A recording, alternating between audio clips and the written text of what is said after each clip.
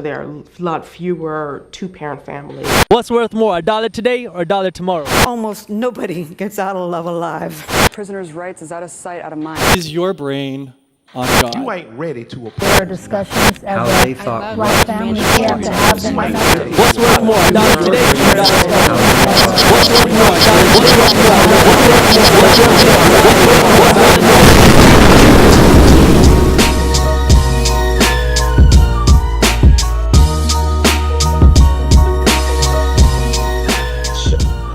Welcome, folks, to your Reality Gurus, the show where we take a commonsensical approach to issues through complex conversation.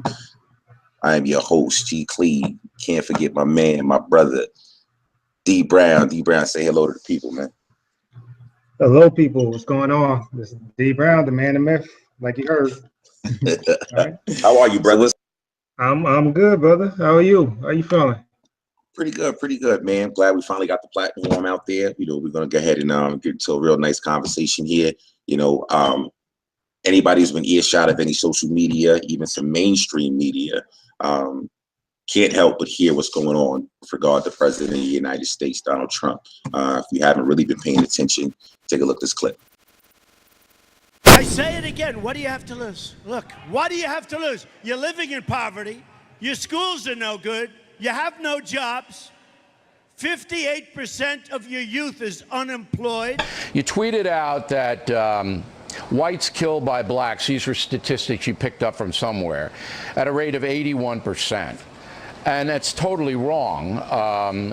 Whites killed by blacks is 15%, yet you tweeted it was 81%. Now, Bill, I didn't tweet. I retweeted somebody that was supposedly an expert. This week it's Robert E. Lee. I noticed that Stonewall Jackson's coming down. I wonder, is it George Washington next week? I mean, had Andrew Jackson been a little bit later, you wouldn't have had the Civil War. People don't realize, the Civil War, you think about it, why? People don't ask that question. But why was there the Civil War? Why could that one not have been worked out? So now that part is done. Let's get into the conversation, man. Okay. So how you feeling, brother? Talk to me, man. You know what? One of the things that's kind of been egging me for quite a while, but especially for the last couple of weeks, because I'm starting to notice it more and more, is the exact same thing that you just mentioned about the fact of Donald Trump overtaking every platform of media, right? Everything that is done is focused on through his campaign and everything else.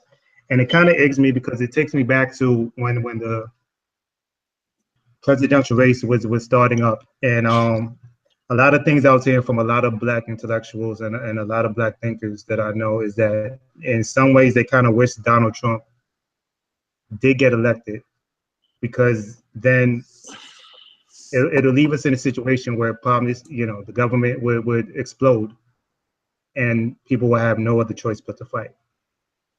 And now we're here, right? So the thing that kind of eggs me a little bit is now that we're here, it seems like all the focus that I see is aimed just at Donald Trump, which doesn't really focus on a lot of the issues that address. And it makes me worry that if everything that everybody was sure is as far as Donald Trump gets impeached and he leaves office, where are we going to be at the end of it? And this is a thought that's really kind of been going at me, because all around me, that's all I hear is Donald Trump, Donald Trump, Donald Trump. Yeah, it's funny to me as well when I hear so much emphasis put on, well, just say like this, any president of the United States, when you start talking about like individuals who put the onus on the president to kind of fix everything in their lives and everyone else's lives that they know, when really stuff like that happens when you vote locally. When you start focusing on your local elections, you kind of get more out of the system than you would if you were focusing on the national level. That's number one. But it's funny that you say the attention that he's receiving and where we should be putting our attention. Because I'll have that conversation, man. I'll have that conversation with people, and I start talking about certain things that we should be focusing on. And it's like, I got to focus on the Trump situation. You know, he's racist, he's this, he's that. How could you focus on this and not focus on that? I said, because I want to move forward. I want to move forward, and I can't see how we are going to move forward if we're constantly focusing on that one little circus going on over there in DC. You see what I'm saying? And, you know, the thing about that also that is worrisome is because you know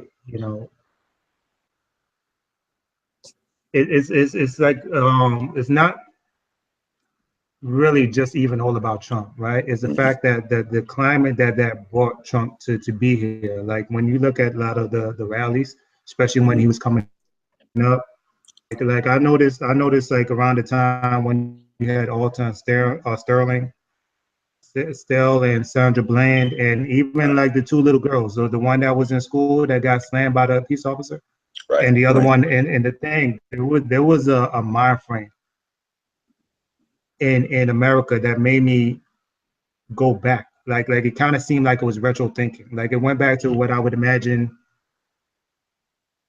1960s and you know, leading up to you know, Watts riots and all that stuff. Like it seemed like there was a mentality brewing from even then to a point where, like I see even now, like when you have, you know, incidents like the last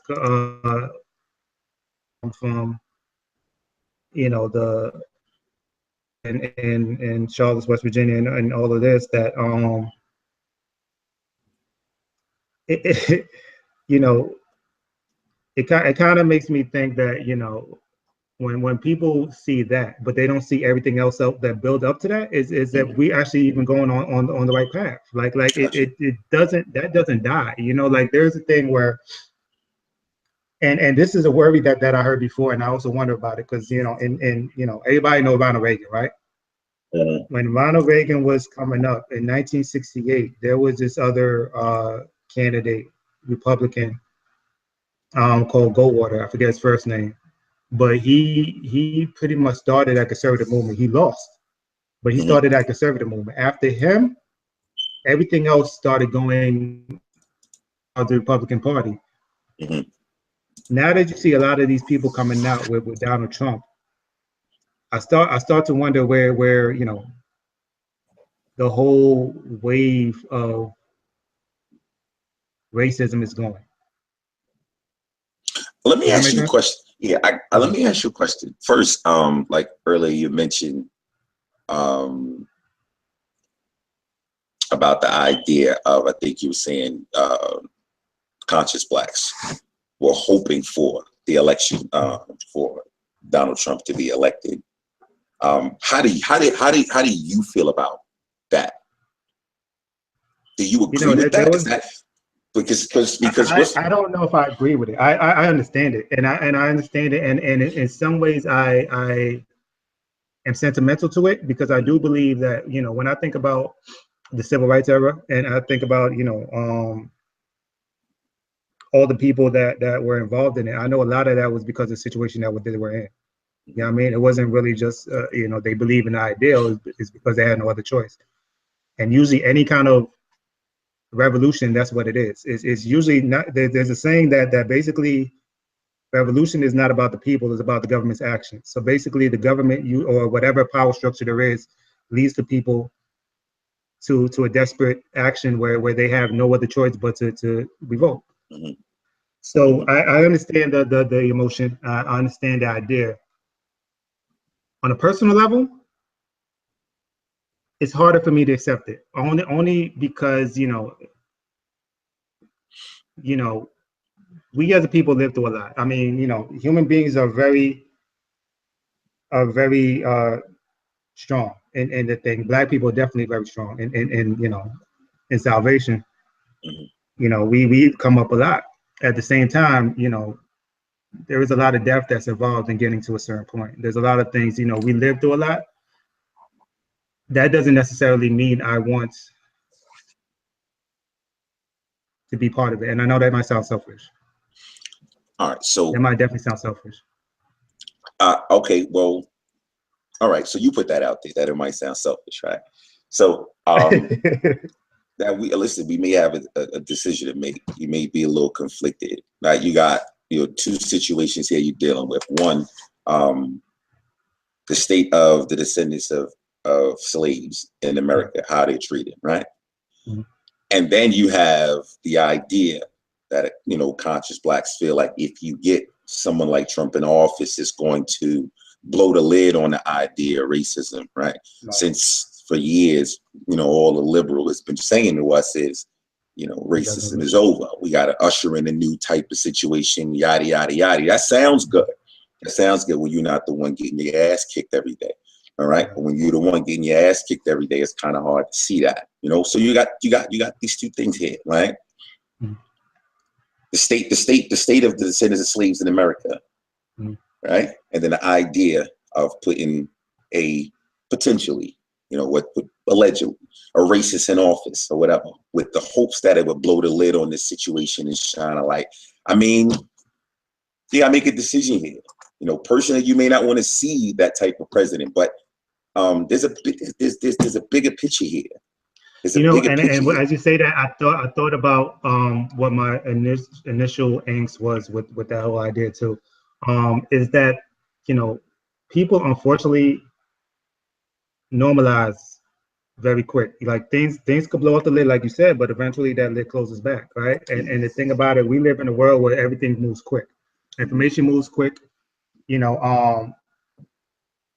Our emotions to things kind of move quick. Like you get used to certain things. So even to say that it's gonna blow up and thing, I kind of do worry if you have just this one situation that you're worried about. Like how I said with the civil rights movement, that was years and years and years building up from slavery to Jim Crow to all of these other things. Mm-hmm. But one person could change that mentality of whether what you want to call it colorblindism or whatever else, where same things we talking about with liberals and Republicans and all this other stuff, that that mentality goes away just like that. Mm-hmm. And I think that's part of the reason why there's so much attention on Trump, because we have a clear, right? It's kind of like he did pull the curtain a little bit, and you still see other people that was on the fringes, like the white supremacists, come up, mm-hmm. and you could definitely point at them. But that's, first of all, not the only kind of racism. And to be quite honest, I think that's not even the racism that really hurts black people. I think it's more the structural racism that hurts black people. That is more on a personal level. You know what I mean? Gotcha. That is more, I worry about, which on one-to-one is something different than, me trying to get a job, me trying to get a good education, me trying to get a bank loan. You know what I mean? That is the stuff that holds us back as a people, which, you don't see if this is one thing that's blocking your view. Well, I think that's pretty much how racism has been able to hide, so to speak, for all these years. When I say, hide, of course, for us, it's always been there. But, for an individual in America who doesn't have the experiences we have, of course, if you listen to liberal talk all the time, that's what you would get, that there's no racism or whatever. But I look at it this way, man. How do we take advantage of this climate right here? I'm talking about, the descendants of slaves. How do we take advantage of what's going on in this climate right here? Because let me do it this way. If I draw an analogy to like football, remember Hall of Famer Deion Sanders. You familiar with Deion Sanders? Played kick returner, a punt returner, and arguably one of the greatest punt returners to ever live. And one of the things he used to always say is that when he sees that ball coming and he's looking up at it and he's getting ready to catch it and he's focusing on the defense, and he says there's always one hole. There's always one. The question is, can you get to that hole before it closes, right? And I want to know if the cap is getting ready to go back onto this thing, like you just said. Can we take advantage of the situation before it does? That's what I'm trying to figure out. What in the world can we do to take advantage of what's going on right now, Like some stuff is happening. Like I said, with the Charlottesville, you mentioned that young woman lost her life. Not something that anybody ever wants to see, right? But the situation is here now. The type of racism that you was mentioning with the structural one, that's how it's been able to hide, you know, because it's hard to prove that type of stuff. But what we're watching now, the stuff that we're seeing with rallies and stuff, I mean, that's clear cut. You know, people are watching this stuff. You know, your eyes, they're not lying to you. This is not some institutional, some structural stuff. None of that. You can see this. This can be proven. So how do we take advantage of it, man? That's the bad part about it, is that, you know, unfortunately we've had rallies. You know what I mean? We've been doing this for quite a long time, where I think, you know, it kind of goes away. That feeling that you might have had when, you know, Selma happened is different from the feeling you have now. Like, you know, we also had, you know, hands up, don't shoot. We also had, you know, Black Lives Matter come out of that. So, you know, I don't know if that necessarily changed the climate too much. As far as taking advantage, I really think there are the things that we talk about, the structural racism, some way, somehow has to be put out there. And the best thing I could think of generally, as just a general phrase that, you know, popped in my head earlier, is that if you really want somebody to get the bigger picture, you got to create a better frame. And that is the hardest part. You know what I mean? That is really the hardest part, because I really, you know, the thing about, you know, protests, which I don't have any problem with protests, but protests to me is normally a first step, right? Like the things that you do see within a protest and a riots, the protest is you trying to get a point across about something that happened that you think is unfair or unjust. Riots is normally once you get tired of it, right? You do the opposite. So these are two extremes, but there's so much in the middle that even before you get to a riot, even that might calm down a riot, that needs to be handled. And that's the middle lane that needs to actually, you know, be put out there. Mm-hmm. Mm-hmm. You know, well, when I say that though, what I do think about, like, honestly, and this is kind of why I like this you know, platform and what we're trying to do is that, you know, it reminds me of like when I went to the last Million Man March, right? And I remember, you know, when I was going and seeing a lot of stuff, like most of the coverage I saw was via social media, mm-hmm. Periscope. You know, there was, you know, a few other live platforms that you've seen it, and I remember coming back and talking to one of my coworkers and them saying how our media doesn't even play it. You know, you had this demonstration that was peaceful, you know, all these speakers, and there was no talk about it. But in my mind, it also made me think that, yeah, there was. And then on top of that, you know, they was telling me how they saw it through social media. Mm-hmm. So a lot of things, you know, kind of popped in my head, like, you know, so you saw it and I saw it. How many other people did see it? You know what I mean? I think there's a lot more trust in things that are already established and things that could be established. We kind of go with this big, and that's part of Donald Trump. Like, there's a thing where, you know, you think of the president of the United States as the leader of the world. I hear that a lot because I watch quite a bit of news, and you hear that the leader of which has been remixed since Donald Trump has been there, because now it's Chicken Germany who was the leader of the world. You know? You hear the status, right? And it's just odd because, you know, it's a person, you know, and I get the whole idea of government and how government works, but, you know, we you know, regardless of who it was meant for originally, we do live in a democracy that, you know, where honestly, to me, I think, you know, there's only so many places that you can actually live in that you can protest, you can rally, and not be any consequences. Mm-hmm. So I wonder what else can be done without the consequences that you can actually, you know, that we don't do. Mm-hmm. Mm-hmm. You know what I mean? Right. And that goes to us putting us out there. That goes to, you know, us being our own teachers. You know, I hear a lot of more people criticizing, you know, Black people that don't know anything or telling people to wake up.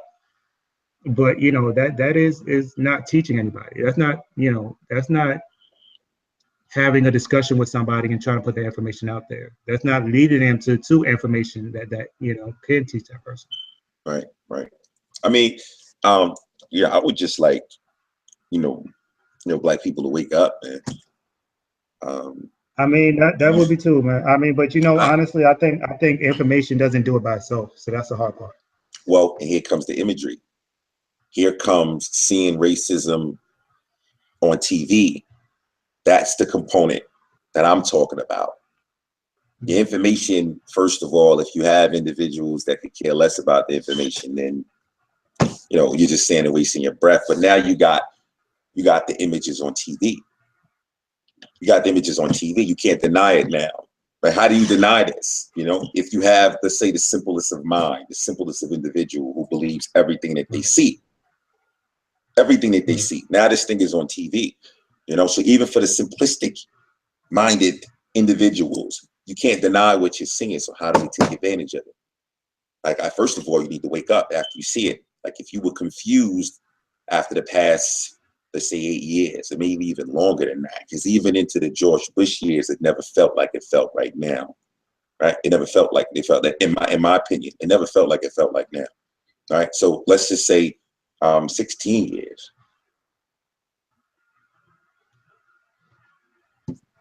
Now, things look a whole lot different, man. If you were asleep then, you should be awakened now. What happened in Charlottesville should definitely have opened your eyes to something. And I just want to know what we're going to do to take advantage of it. Now that we got to keep that conversation going. Like the thing about it, people, one second, Dane. Let me address the people. Like, that's exactly what my point is, because we're going to definitely open this up afterwards into the comments. We want to keep this conversation going. Again, my simple question is, what can we do to take advantage of the climate right now? When I say we, I mean the descendants of slaves. What can we do to take advantage of this climate right now? As I suggested to D just a second ago, at the images now, and we can't be asleep, or we shouldn't be asleep. Should be able to take advantage of the situation. I just want to, know if anybody has any options, any ideas. That's really what I'm focused on right now. Okay. Being able to pull something positive for us out of this situation right here. I would hate to just continue to focus on, let's say, Trump as an individual. Okay, fine. So say the office of President of the United States is, he's the leader of the free world. That doesn't necessarily mean that the individual sitting in that seat is qualified to be there. So I don't want to focus on that individual. It's kind of focus on, like I said, the local elections. That's the stuff that's going to really get some stuff done in your community. And then, as what's going on now, like with these rallies and stuff, Charlottesville, New Orleans, start really paying attention to what's going on and opening our eyes to what the situation is, and let's take advantage of it. And me personally, I would also say, try to dig a little bit more. You know what I mean? Because like how you mentioned, Charlottesville, and you would think it's just about a statue. Is way deeper than that. So definitely always try to look more into any situation. You know what I mean, than just what is being shown, because that's a small clip into a much bigger issue. Indeed. Well, folks, I hope you enjoyed the show. Real short, real sweet. We got some information out there. Again, we open up the conversation in the comments. Like, share, subscribe. This is your boy G Cleve and my co-host D Brown, and we'll catch up with you guys next time. Take care.